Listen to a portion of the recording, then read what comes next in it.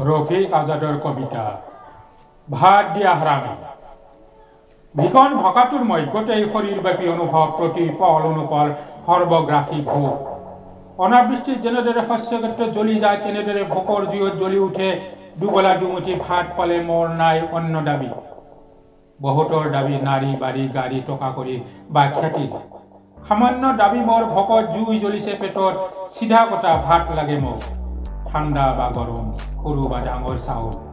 বৰ ডাঙৰ ৰেচনৰ ৰঙা চাউল হ'লেও বেয়া নহ'ব মাটিৰ চৰু ভৰ্তি ভাত লাগে দুবেলা দুমুঠি পালেই নাই অন্য দাবী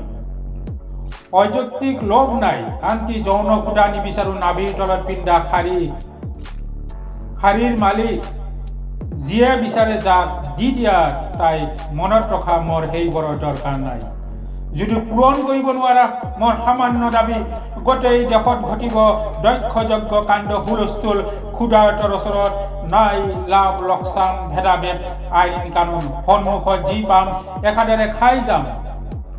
যদি হঠাৎ তোমাক লগ পাওঁ ৰাক্ষস ক্ষুধাৰ ওচৰত উপাদায় উপাচাৰ হ'ব সামান্য ভাতৰ ভোকৰ বাবে ভয়াৱহ ভয়ানক পৰিস্থিতি হ'ব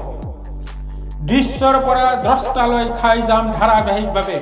সদৌ শেষত ভক্ষণ কৰিম গছ গছনি নৈ নিজৰা গাঁও চহৰ নৰ্দমাৰ পানীৰ প্ৰপাত অধিক নিতম্ব নাৰী প্ৰধান উদ্যয়ন পতাকাৰ লগত খাদ্য মন্ত্ৰীৰ গাড়ী মোৰ ক্ষুধাৰ অগণিত সকলো গ্ৰহণযোগ্য ভাত দিয়া হাৰামী নহ'লে খাই পেলাম দেশৰ মানচিত্ৰ